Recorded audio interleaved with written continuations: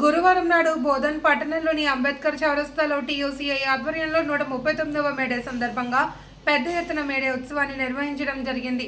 మొదట టీయూసీఐ ఎర్రజెండాను రాష్ట్ర నాయకులు బి మల్లేష్ ఎగురవేశారు.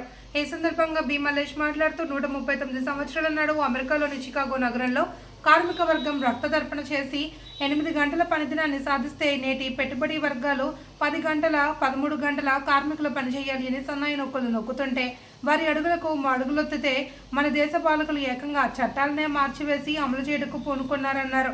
29 చట్టాలను 4 కోడ్లుగా మార్చి పెట్టుబడిదారులకు అనుకూలంగా కార్మికులను కట్టుబానిసలుగా మార్చివేసే విధంగా చేస్తున్నారని తీవ్రంగా మండిపడ్డారు.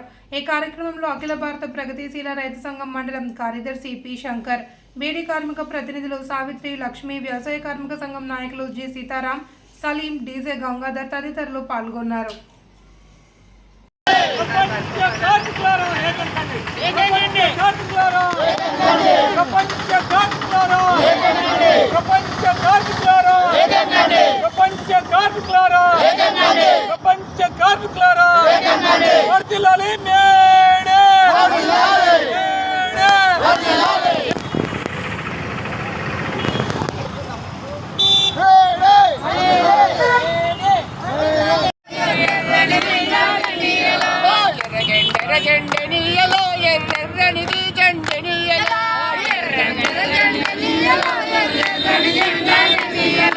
పేదల పాలిటనీయలో మరి పెన్ని దిగి చెండనీయలో పేదల పాలిటనీయలో మరి పెన్ని దిగి చెండనీయలో చెండనీయలో ఎర్రనిది చెండనీయలో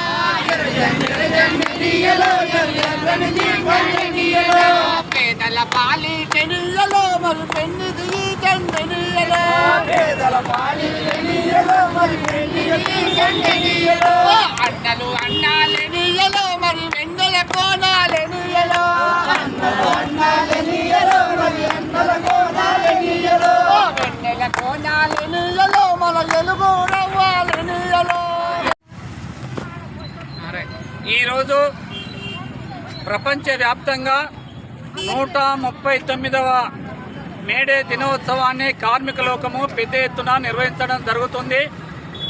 అయితే కార్మికులందరూ గతంలో 139 సంవత్సరాల క్రితం కార్మికులు 8 గంటల పని దినానికై మరియు ఇతర డిమాండ్ల సాధన కోసమై ఆ రోజు అమెరికా దేశంలోని చికాగో నగరంలో పెద్ద ఎత్తున ప్రదర్శన చేసి ఆందోళన చేస్తుంటే పాశవిక పాలకులు పోలీసుల చేత అక్కడ కాల్పులు జరిపి ప్రజల ప్రాణాలను తీయడం జరిగింది.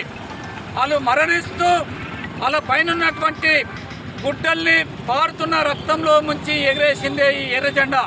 అందుకోసమే ఈరోజు కార్మికులు మేడే రోజు ఎర్రజెండాను ఎగేస్తున్నాము అంటే పండుగ కాదు, లేకపోతే డిస్కో డ్యాన్సులు చేయటందుకు చేసుకునేది కాదు, స్వీట్లు పంచుకొని లేకపోతే సంబరాలు చేసుకునేది కాదు. ఇది ఈరోజు ఆనాటి పాలకులు ఆ రోజు చేసినటువంటి పోరాట స్ఫూర్తిని స్మరించుకొని నేటి పాలకులు అనుసరిస్తున్నటువంటి కార్మిక వ్యతిరేక విధానాలకు నిరసనగా ఈరోజు దీక్ష పూనేటటువంటి పోరాట దీక్షా దినం ఇది.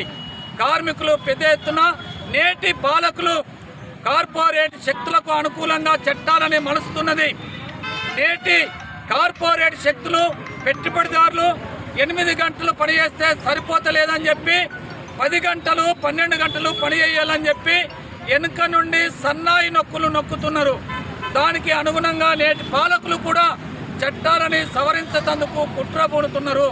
అందుకే వీటికి వ్యతిరేకంగా నేడు అదేవిధంగా కార్మికులకు ఇచ్చేటటువంటి వేతనాలు పెరుగుతున్న ధరలకు అనుగుణంగా లేకపోవడం మూలంగా ఈరోజు ఆ వేతనాలు సరిపోక పిల్లల చదివించుడు కానీ ఉండటానికి ఇంటి కిరాయిలు కానీ అన్ని సౌకర్యాలు లేక ఈరోజు ఆరోగ్య సౌకర్యాలు లేక ఆసుపత్రి పోలేక అన్నమో రామచంద్రని బాధపడుతున్నటువంటి పరిస్థితి ఉంది.